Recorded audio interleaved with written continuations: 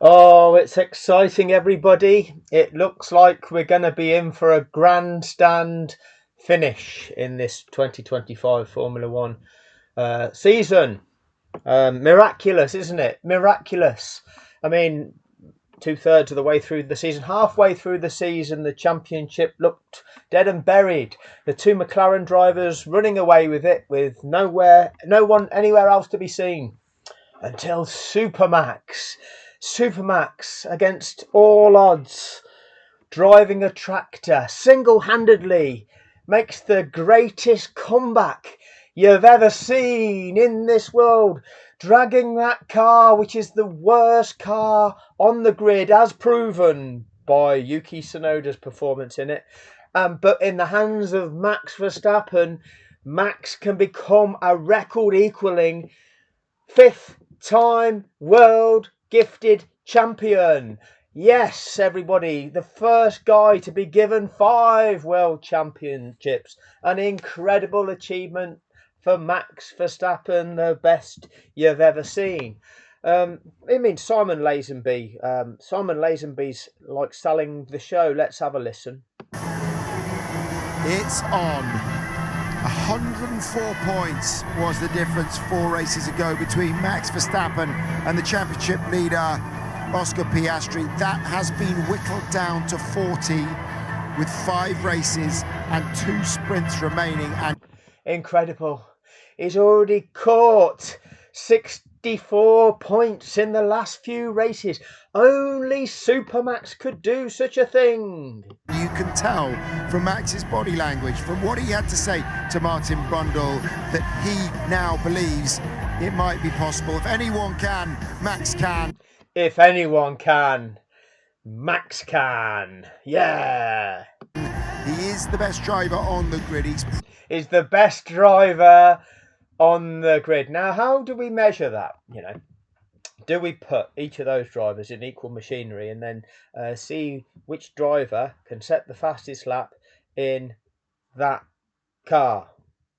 Equal machinery. Do we do that, or do we not have that? Do we not have that consistency?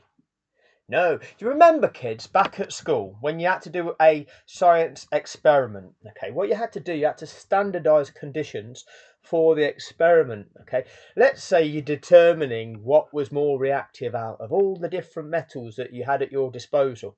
Okay, and you did so by dropping a piece of metal into some acid and measuring the reaction time until all of that metal had been reacted and whatever. Yeah, remember you did that. Yeah, well, what you had to do, you had to use the same strength of acid. You had to use the same amount of acid. So the reactant, okay, the solution, whatever it is, you had to use the set quantity of the metal you were going to use in the same format. So you couldn't have one like made into ground up into a powder, increasing its surface area, okay, giving scope for greater of the surface to be in contact with the thing that it was reacting with. You had to standardize things, and that way you could make valid comparisons. Yeah? And those experiment results would be useful. But in Formula One, you can tell everybody that Max is the best driver on the grid, but we don't know whether Max's car is 20 miles an hour faster than everything else. It looks a bit faster than everything else in the hands of Max Verstappen, doesn't it? But how fast would that Red Bull car be in the hands of Charles Leclerc, in the hands of George Russell, in the hands of Oscar Piastri, in the hands of Lewis Hamilton? How fast could they make that car go around that track? Oh, nobody knows. How fast would Max be in one of those McLarens? Would he be able to make it go faster than Oscar makes it?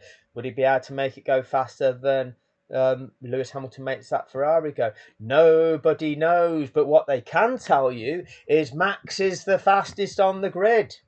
Under what conditions? You see, it's not a valid experiment when you're not comparing things like with like, are you? It's not, is it? It's not.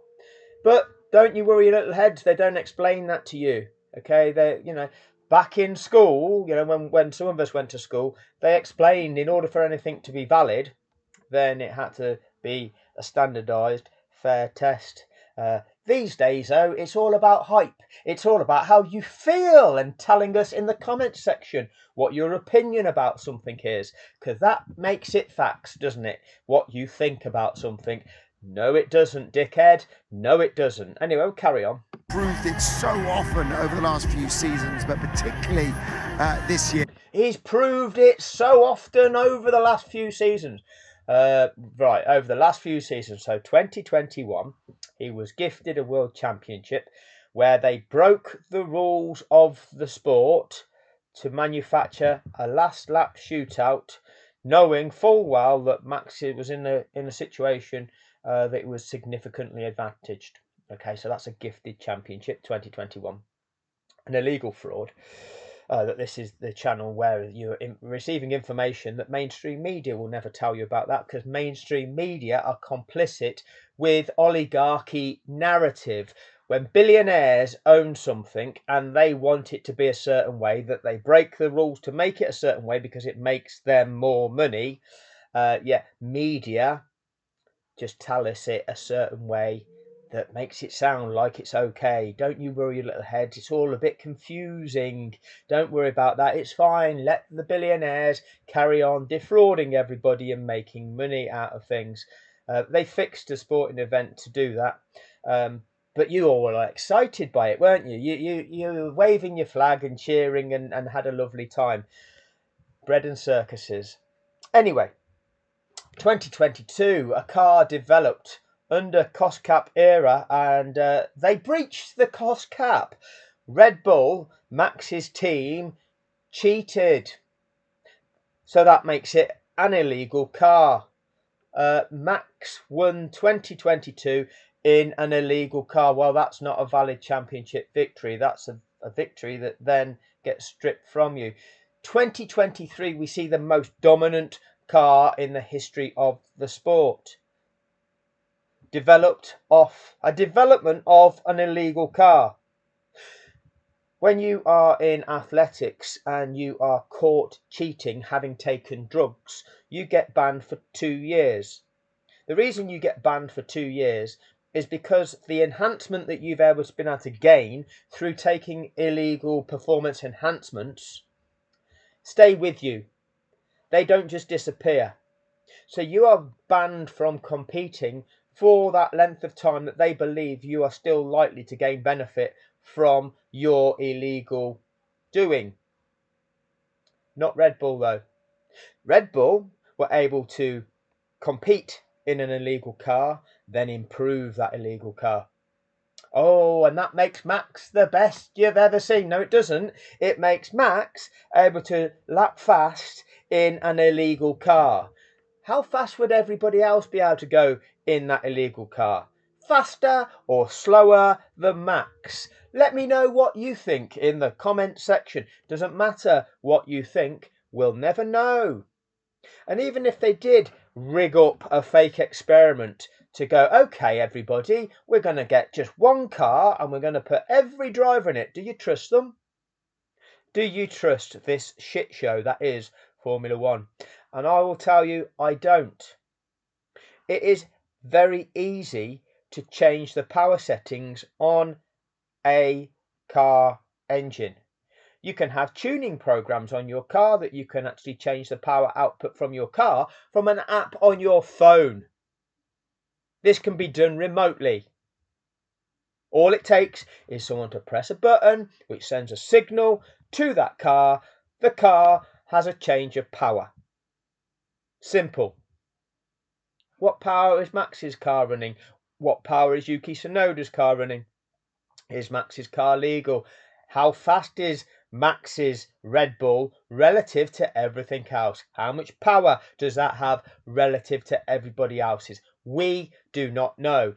Rather than explore that, we just get told it's Max is the best you've ever seen. It's Max. If anyone can, Max can. Max has shown this for years, everybody. Gifted 2021. Illegal 2022. Illegal 2023. 2024, still illegal. A car blitzing it for the first 8-9 races. Until we get to the American Grand Prix, where the orange man with the Midas touch, is influential in ensuring that McLaren win the Miami Grand Prix. You couldn't make it up, could you? You couldn't make it up. But to the American people, the man with the Midas touch, the candidate for presidency, has worked his magic once again, hasn't he? The show is owned by the media, and the media do, they do influence things to influence public opinion. Funny that, isn't it? Funny that. And we didn't want to see Max running away with it because the audiences were switching off. So we had to engineer it to make it appear like it was going to be tight, but Lando Norris didn't have the minerals to make it that way. So whilst they did nobble that Red Bull car to prevent it from winning for much of the second half of the season, they just kept enough performance in it to make sure that Max was still safe for that victory. 2025, they've got to make us believe that something's different now. Let's continue with Lazenby's gushing analysis. Yeah. Incredible display by him over the last 4 races. Incredible display by Max. This is really, you have to say, 119 points out of a possible 133. And that Red Bull now seems to be operating in any conditions. Yeah, the Red Bull now seems to be operating in any conditions. The Red Bull now appears to be a rocket ship again. No, it just appears to be operating in any conditions. Thanks for that, Lazenby. Whether it be low downforce, high downforce, or a bit of a mixture here at the Circuit of the Americas. It's a mixture of high downforce and low downforce here at the Circuits of Americas. Yeah, it's a mixture of high downforce and low downforce, and tyres, and clean air, and dirty air. Yes, Formula One, it's a highly complex technical sport. Don't you worry your little head. Max is the best you've ever seen, everybody. Don't worry about standardising experiments to get validity to what we're actually saying here. He's a man for all tracks. He's a man for all tracks, says Lazenby. I mean, he wasn't a man for the Australian Grand Prix. He wasn't a man for the Chinese Grand Prix. He wasn't a man for the Bahrain Grand Prix. He wasn't a man for the Saudi Arabian Grand Prix. Wasn't a man for the Miami Grand Prix. Wasn't a man for the Monaco Grand Prix. Wasn't a man for the Spanish Grand Prix. Wasn't a man for the Canadian Grand Prix. Wasn't a man for the Austrian Grand Prix. Wasn't a man for the British Grand Prix. Wasn't a man for the Belgian Grand Prix. Wasn't a man for the Hungarian Grand Prix. Wasn't a man for the Dutch Grand Prix. And wasn't a man for the Singapore Grand Prix, but he's a man for all tracks. Somebody get this lad a breath mint. Lazenby's breath smells like Dutch sausage. On all occasions. The bigger the occasion, the better for Max. The bigger the occasion, the better for Max. Does not suffer from not handling the pressure. Lando Norris. Oh. Yes, I cannot throw any more superlatives at the magnificence of Max Verstappen, the best you've ever seen. And they pay me for choking this hard. So a good result for him. Stayed out of trouble at the start. Managed to take out Charles Leclerc for second and has made a good... For Lando, it's just about staying out of trouble, though. Yeah, it's not about being the best you've ever seen. Lando, in the rocket ship, can just stay out of trouble. All on his teammate, Oscar Piastri. Right, next up for us in a week's time, Mexico. Yeah, exciting. Can't wait. Let's just look at them statistics again. You know, the season narrative is, the season started... whereby, let's look at recent history. The Adrian Newey genius developed, because he's the genius of ground effect, okay, wrote the thesis on ground effect, therefore was able to produce the 2022 Red Bull illegal car. He had to spend more money than every other team to do so, but it was his genius. It wasn't the overspend. It was his genius that made the car faster than everything else. Now, the genius would be able to produce it, in accordance with the rules and regulations of the sport. A cheat would overspend and spend more money than you're allowed to. But let's call him the genius. That's all part of the narrative. And then he was able to develop on that because they didn't penalise him. They just we'll let you have that one as well, and we'll let you have the next one. He was able to develop the next rocket ship, the 2023 Red Bull rocket ship, the fastest car you've ever seen in the hands of the fastest driver. Nobody else got to drive it apart from a nobbled Checo Perez. You know your place, Checo. Then we get to 2024, and the season starts with that rocket ship, still a rocket ship, still in the hands of Max Verstappen. It hadn't turned into a tractor at that point. It only turned into a tractor after 9 races. All of a sudden, the Adrian Newey rocket ship genius, the genius seemed to fall apart. Adrian Newey left and took the car with him. No, is it not still the same car? Oh, the other teams had outdeveloped. Had they? Really? They hadn't even caught them up. So how now? They didn't. They were 20 seconds behind. So just even catching that 20 seconds would have been a massive feat. Now they're 20 seconds ahead. That's incredible. That turnaround is magnificent, especially when they're going up against the best car you've ever seen, which means surely these are the designers. Them designers must now be the genius if they're able to now make a car that's 20 seconds in the race faster than the genius car developed by Adrian Newey. So Adrian Newey's car's not that genius anymore then, is it? If somebody's been able to develop a car that's now 20 seconds a race faster than it. Incredible. You couldn't make it up, could you? But then we get, but sometimes at some circuits the car works and at some circuits the car didn't.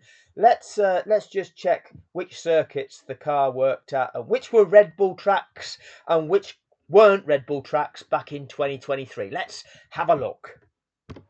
Well, according to Wikipedia, I don't know why round 15 sits at the top of this list here.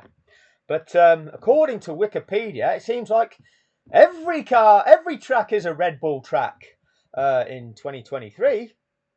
Red Bull wins in Bahrain. Red Bull wins in Saudi. Red Bull wins in Australia, Azerbaijan, Miami, Monaco, Spain, Canada, Austria, Britain, Hungary, Belgium, Dutch sausage, Italian, Japan, Qatar, USA, Mexico, Sao Paulo, Las Vegas, and Abu Dhabi. Oh, the genius was able to win at every one of them tracks. But that's because them tracks are all Red Bull tracks, aren't they? They're all Red Bull tracks in the genius design. But these tracks, they're not Red Bull tracks. That's why the McLaren was able to win at those races. So those two average drivers, Oscar Piastri and Lando Norris, driving the rocket ship because they're McLaren tracks, these ones, with the sometimes high downforce track, but sometimes it's a mix of high downforce and low downforce track, as Simon Lazenby will tell you. Was it the tyres that they were using? Were they on a different compound of tyre to every other team, even though that the colour scheme looked like they were running the same soft mediums, but were they actually different tyres within the tyre range? That's the way of manipulating results, isn't it? Which has got the standard FIA ECU, and who's allowing which cars to run what power settings at which events to manipulate the results. Which cars are rocket ships at which tracks? Everybody, based on the altitude, based on the climate, based on the humidity, based on the high downforce, low downforce, the temperature, the tire. Which one can best manage their tires and cool their tires in the best way? It's a highly technical, complex sport, everybody. Don't you worry your little head, because at every different track, It might benefit this manufacturer or that manufacturer. This one might be a Mercedes track. This one might suit the Ferrari. This one might suit the McLaren. This one might suit the Red Bull. But at every track, Max Verstappen's the best you've ever seen, apart from, the tracks where Max, Oscar, or George won those races. Or the tracks that Max wins everything, when every track's a Red Bull track, everybody, and every condition's a Red Bull condition, everybody, and it doesn't matter what the tyres are, whether it's a high downforce circuit, a low downforce circuit, it doesn't matter the humidity, it doesn't matter, nothing matters when it's a cheap car, and the car is so much faster than everything else. But Max has shown that he's got what it takes to beat everybody when he's driving a cheap car. But don't you worry about that. Don't you worry about that. But what we're seeing here is the best comeback you've ever seen in the history of the sport. Showing you the credentials of this man, this warrior, that when the chips are down, when the whole world is against him, when he's got the worst car on the grid, single-handedly, Max can haul that car around on 3 wheels at every race and beat everybody, beating them by 15 seconds in every race because he's just so quick. So quick. How does he do it, everybody? How does this man do it? Oh, so good. Max Verstappen. Max Verstappen. That was my audition to suck the Dutch sausage. How did I get on, Lazenby? Still not as good as you, though, am I? Still not as good as you. Anyway, right. There wasn't much to talk about at the US Grand Prix. I fell asleep, to be honest with you. I missed all the pit stops. Must have fell asleep, I don't know, about 10 laps into the race, maybe 15, can't remember. Nodded off. And then woke up with about 6 laps to go. So I will go through some of the highlights and talk about the incidents in there. We've got Carlos Sainz on Antonelli, I think it was. We've got another incident of driving another car off the track, and we'll go through the stewarding decisions.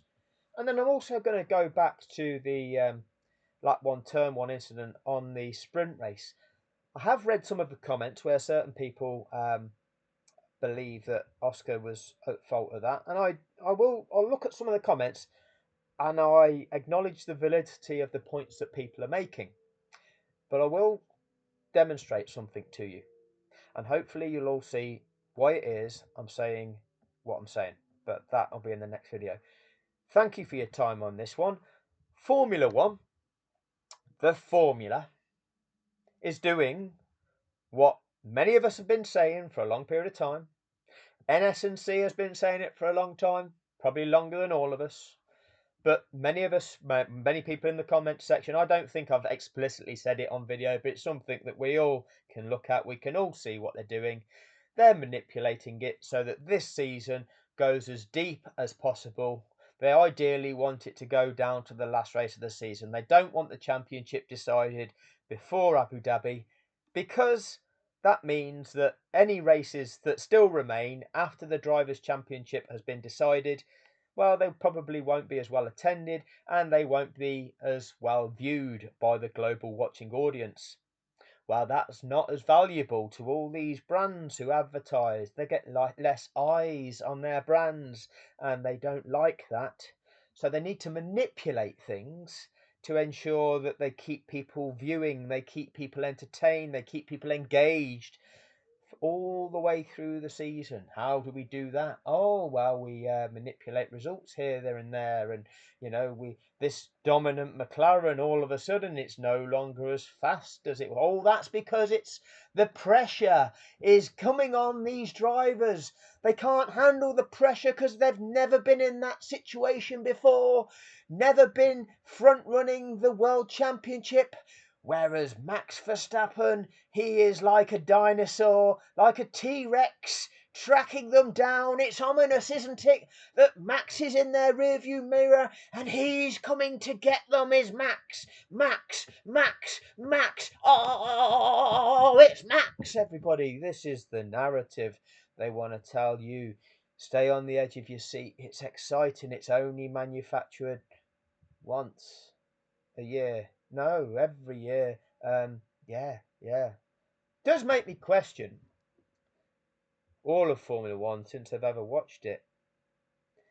I did used to believe it was, engineering that did create the best car, and generally throughout the majority of the seasons, there were two teams that were more dominant than the remainder, and the title battle was often the contest between the top drivers of those two teams which had competitive cars. That's generally the way that Formula One has worked as a overall observation in all the time I've watched it, starting back in the mid to late 80s.